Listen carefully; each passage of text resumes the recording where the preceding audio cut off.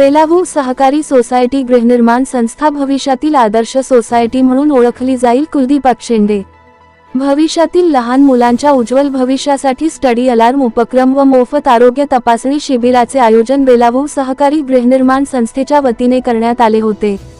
विशेष म्हणजे मुलांच्या उज्ज्वल भविष्यासाठी व मुलांच्या प्रगतीसाठी तसेच मुलांमध्ये अभ्यासाची एकाग्रता राहण्यासाठी स्टडी अलार्म या स्तुत्य उपक्रमाचे आयोजन करणाऱ्या बेलावू सहकारी गृहनिर्माण संस्थेच्या सदस्यांचे नगराध्यक्ष कुलदीप शेंडे यांनी भरभरून कौतुक केले.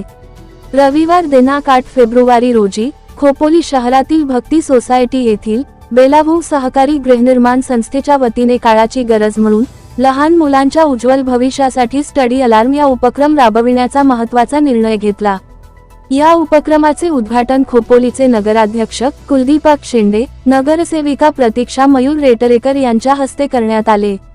पूर्वी लहान मुले मैदानी खेळ खेळत होते, त्यामुळे मुलांचे आरोग्य उत्तम राहिले जायचे, परंतु आता मात्र लहान मुले मोबाईलमध्ये खूपच गुंतली आहेत.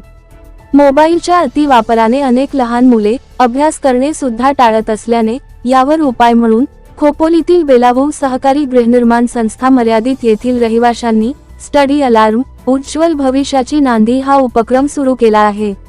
दररोज सायंकाळी 7 वाजता अलार्म वाजला जाईल.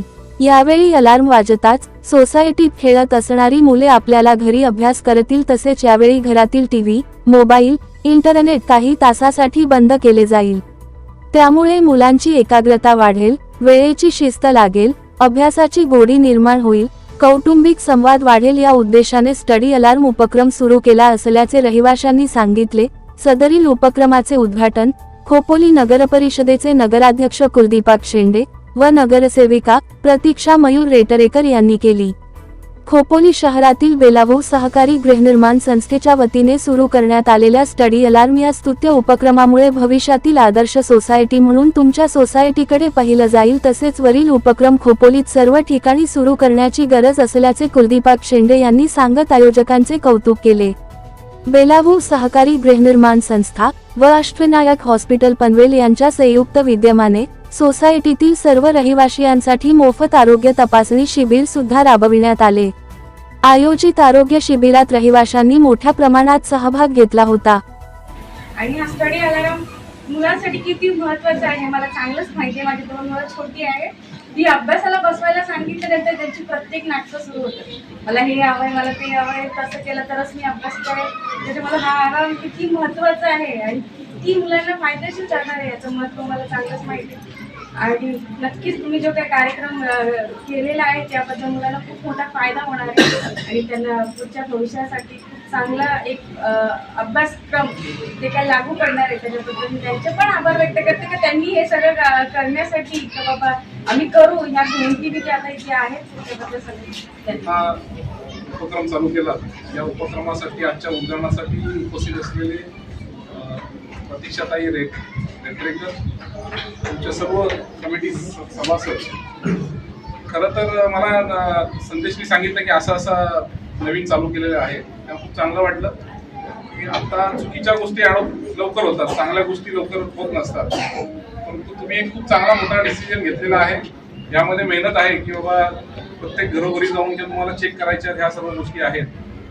मी परवा सकाळमध्ये एक लेख चांगला वाचला, तुम्ही कदाचित कालच्याच सकाळच्या संपादकीयमध्ये एक लेख आहे की मोबाईलचा दुष्परिणाम आपल्या सर्वांवर किती झाला आहे आणि काहीतरी 3 मुलींनी सुद्धा आत्महत्या केली. कुठल्या कोरियन काहीतरी, मी आता डिटेलमध्ये बघितलं नाही ते, पण त्याचा हा काहीतरी मी डिटेल वाचलं नाही.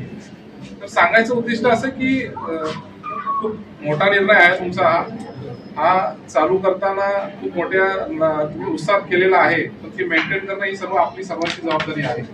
कारण की मोबाईल हे असं व्यसन आहे की आपल्याला तुम्ही जर शास्त्रीय दृष्ट्या किंवा जर सायंटिफिक जर विचार केला तर आपल्यामधून एक डोपामाइन म्हणून एक मेंदूमध्ये जो हे असतो तो आपल्यामधून हे होतो की ज्याला आपल्याला कमीत कमी आनंद ह्याच्यात मिळत असतो. त्यामुळे आपण त्याला ऍडिक्ट झालेलो असतो. तुम्ही जर आज तुम्ही माझ्यासाठी एक करा, तुम्ही घरात जाऊन की तुम्ही 5 मिनिटं पुस्तक वाचायला घ्या.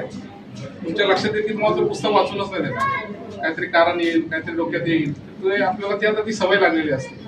त्यामुळे हा मोठा आजार भविष्यात आपल्या सर्वांना येऊ शकतो आणि तुम्ही एक चांगल्या प्रकारची नांदी खोपोलीत घेऊन आलात कांबळे साहेब. चांगल्या प्रकारचा कन्सेप्ट आहे की 7 ते 9. माझी तर विनंती आहे की पहिले पालकांची जबाबदारी राहणार आहे. मी सुद्धा पालक आहे. काही आता बोललीच काय इश्यू असतो. कसं असतं की आपण आपल्या घरात गेल्यानंतर आपल्याला सुद्धा काही रिलॅक्स व्हायचं असतं, पण आपण जे करत असतो तेच आपल्या मुलांच्या समोर त्याचं रिफ्लेक्शन जात असतं.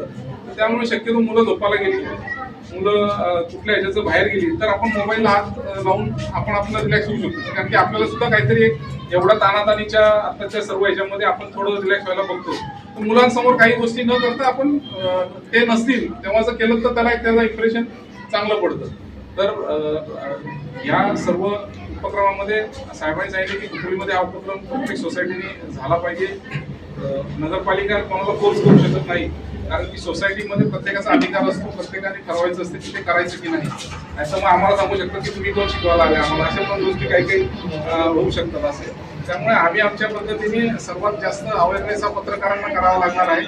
माझी या दोघांना साळुंके असतील आणि अभ्यास असेल तय्यब असेल यांना विनंती आहे की ही जास्तीत जास्त बातमी प्रेस तुम्ही जास्त लोकांना दाखवली तर प्रत्येक सोसायटी इथली पुढाकार घेईल आणि यातला हा खूप चांगला प्रकारचा कार्यक्रम करेल. तुम्ही एक चांगल्या प्रकारचं आजचं नियोजन सुद्धा केलेलं आहे. मेडिकल प्लॅन खूप कमी सोसायटी आहेत की अशा प्रकारचे आयोजन करत असतात. मी तुम्हाला शुभेच्छा देतो की खोपोलीतील भविष्यातील तुमची आदर्श सोसायटी म्हणून नावाजली जाईल अशी मी अपेक्षा करतो. माझी